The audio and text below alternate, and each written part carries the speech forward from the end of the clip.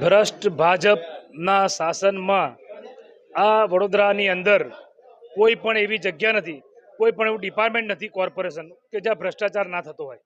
અને હવે તો તમામ ભ્રષ્ટાચારની સીમા વટાવી ચૂક્યા છે આ લોકો.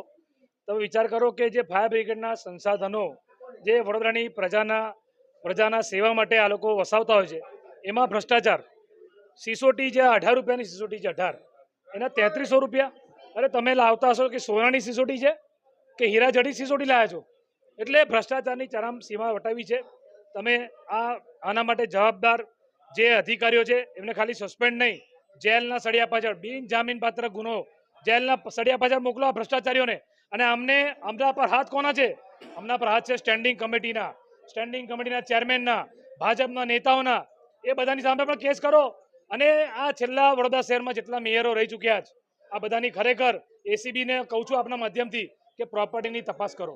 કે આ લોકો પાસે રાતોરાત અલાદીનનો ચિરાગ આવી જાય છે કે સ્કૂટરના ઠેકાણા નથી હોતા, અને પછી 5 વર્ષમાં એવું તો શું થઈ જાય છે કે કરોડપતિ થઈ જાય. બધાની પર ભ્રષ્ટાચારના આરોપ છે. મેયર હોય, ડેપ્યુટી મેયર હોય, ચેરમેન હોય. કોંગ્રેસ પાર્ટીએ આવેદનપત્ર આપ્યું છે કે આખી સ્ટેન્ડિંગ કમિટીને બરખાસ્ત કરો, ડિઝોલ્વ કરો. કેમ? કારણ કે આ લોકો મિટિંગ અને ચીટિંગ કરે છે. આ લોકોએ સિસોટીમાં કૌભાંડ કર્યું છે. વડોદરાની પ્રજા આવનારા દિવસમાં ભાજપના નેતાઓની સિસોટી વગાડી દેશે, એમાં કોઈ શંકાના સ્થાન નથી. અમે વડોદરા શહેરના નગર વતીની અમારી ફરિયાદ છે. ત્યાં એક તો એ ભરતી ખોટી થયેલી છે. ભરતીની અંદર લાગવગ અને પૈસા બંનેનું લેનદેન થયું છે.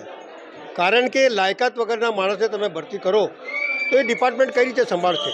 અને બંને ડિપાર્ટમેન્ટ લોકોને સ્પર્શે એવા ડિપાર્ટમેન્ટ છે. એક આરોગ્ય, જેની અંદર વડોદરા શહેરના નગરજનોનું સ્વાસ્થ્યનો ખ્યાલ રાખવાનો છે. બીજી બાજુ લોકોને આગ લાગે તો તાત્કાલિક ફાયર પહોંચવું જોઈએ એ જગ્યા ઉપર. એક બાજુ ફાયર ઓફિસર ભણે છે અને બીજી બાજુ નોકરી કરે છે. આ કઈ રીતે શક્ય બની શકે? એવા માણસને મોટા નેતાઓની લાગવગથી અહીંયા મૂકી દીધું તો વડોદરા શહેર એમના ગીરવે મૂકેલું છે. ભાઈ, તમે નેતા છો તો ગીરવે થોડી મૂકી દીધું છે. એવી જ રીતે અહીંયા હાઈકોર્ટમાં કેસ ચાલતું હતું દેવેશનું, અને અહીંયા એમને ભરતી કરી લીધી. તો કયા આધારે કરી લીધી?